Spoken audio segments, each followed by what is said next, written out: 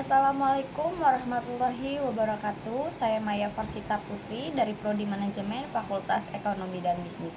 Yang saya hormati Ibu Ifah Masripa, SEMM selaku dosen pengampu Bank dan Lembaga Keuangan.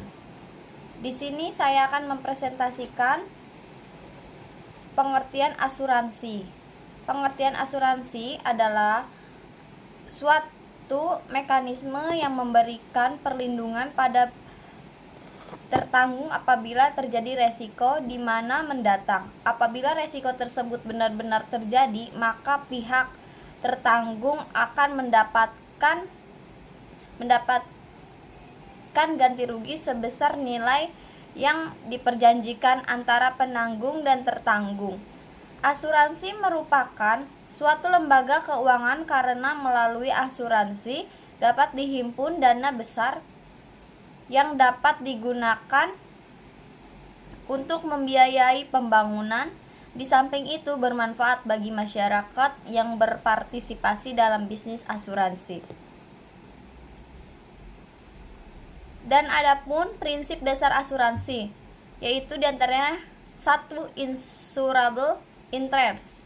Prinsip ini ditunjukkan untuk menjaga agar orang yang membeli polis asuransi tidak melakukan klaim atas sesuatu yang tidak mereka miliki atau secara tidak langsung mempengaruhi mereka. 2. Indemnity. Rugi dalam asuransi berarti bahwa suatu polis melindungi Anda dari kerugian yang terjadi atas sesuatu yang diasuransikan. 3. Ubarime fidi. Ubarime fidi atau utmost good faith, itikat baik berarti bahwa perusahaan asuransi bergantung pada tertanggung untuk mengungkapkan informasi yang relevan tentang dirinya atau atas apapun yang diasuransikan. Jika ingin mendapatkan asuransi kesehatan, itikat baik berarti bahwa Anda harus mengungkapkan kondisi kesehatan yang sebenarnya termasuk kondisi yang sudah ada sebelumnya. Pengertian masalah potensial dan jenis asuransi. Asuransi adalah istilah yang berasal dari bahasa Inggris, yakni insurance, yang artinya pertanggungan. Pengertian pertanggungan juga memiliki arti sebagai bentuk agreement atau persetujuan antara pihak bank sebagai penyedia asuransi kepada pihak nasabah. Perusahaan asuransi ini akan mengganti kerugian dari nasabahnya yang berkaitan dengan hal yang mereka asuransikan. Untuk mendapatkan jaminan pertanggungan ini, maka pihak nasabah wajib membayarkan sejumlah uang atau premi setiap bulan atau tahun dalam jangka waktu tertentu. Pengertian asuransi atau pertanggungan ini adalah suatu perjanjian antara pihak penanggung dengan tertanggung.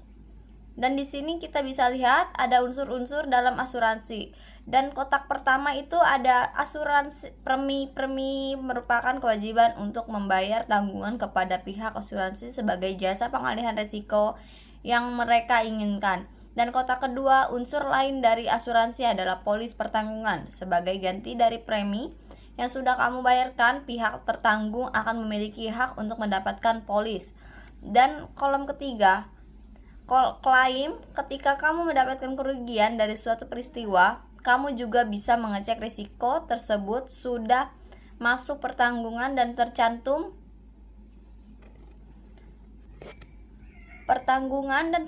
dalam polis atau belum. Dan adapun fungsi asuransi. Penghimpunan data fungsi pertama dari asuransi yaitu sebagai penghimpunan dana. Sebuah perusahaan pertanggungan mengambil peran sebagai penghimpunan dana masyarakat. Membantu lebih fokus setiap bisnis pastinya mengandung resiko untuk pengusaha. Keberadaan pertanggungan ini cukup penting sebab bisa membantu mengurangi rasa cemas atas hal yang mungkin bisa terjadi pada masa mendatang. Mengurangi potensi terjadi resiko. Perusahaan penyedia jaminan ini memang pada umumnya selalu memberikan rekomendasi produk yang sesuai dengan yang kamu butuhkan. Membagi resiko kerugian penyedia jaminan ini ternyata juga bisa meminimalisir potensi kerugian dalam usaha kamu. Hal ini juga bisa kamu bagi kepada pihak lain. Di sini ada pun jenis-jenis asuransi, yaitu 1. Asuransi kesehatan, 2. Asuransi jiwa, 3. Asuransi pendidikan, 4. Asuransi bisnis, 5. Asuransi kepemilikan rumah dan properti, 6. Asuransi kendaraan. Adapun fungsi dana pensiun. 1. Sebagai asuransi, dana pensiun bisa dimanfaatkan ketika yang bersangkutan mengalami cacat ataupun meninggal dunia sebelum yang memasuki masa pensiunnya. 2. Sebagai tabungan. Dana pensiun bisa dimanfaatkan sebagai tabungan yang bisa dilihat beberapa saldonya setiap bulan. 3. Jaminan masa pensiun. Inilah fungsi yang paling utama, yaitu untuk menjamin kelanjutan pendapatan seorang ketika sudah tidak bekerja lagi karena memasuki usia pensiun. Adapun tujuan dana pensiun yaitu ada 5. 1.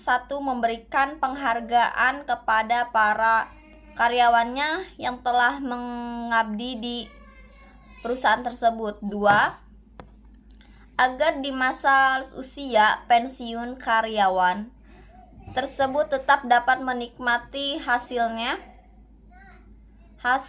yang diperoleh setelah pekerjaan di perusahaannya. 3. Memberikan rasa aman dari segi batiniah sehingga dapat menurunkan over karyawan. 4. Meningkatkan motivasi karyawan dalam melaksanakan tugas sehari-hari. 5. Meningkatkan citra perusahaan di mata masyarakat dan pemerintah. Pengertian dan prinsip dasar dana pensiun. Prinsip dana pensiun sendiri yaitu mengelola dana dalam jangka panjang yang tujuannya adalah memberikan jaminan penghasilan kepada para pekerja setelah tidak bekerja lagi. Terdapat 7 prinsip dasar yang digunakan dalam pengelolaan dana pensiun tersebut, yaitu seperti di bawah ini. 1. Kejelasan atas dimaksud serta tujuan program. 2. Independensi. 3. Akunabilitas atau accountability. 4. Transparansi, keterbukaan atau transparansi. 5. Perlindungan konsumen. 6. Struktur pengendalian internal. 7. Kualifikasi badan penyelenggaraan. Manfaat pensiun normal. Retirement, usia pensiun normal adalah usia paling rendah di mana karyawan berhak untuk pensiun tanpa perlu persetujuan dari pemberi kerja dengan memperoleh manfaat pensiun penuh.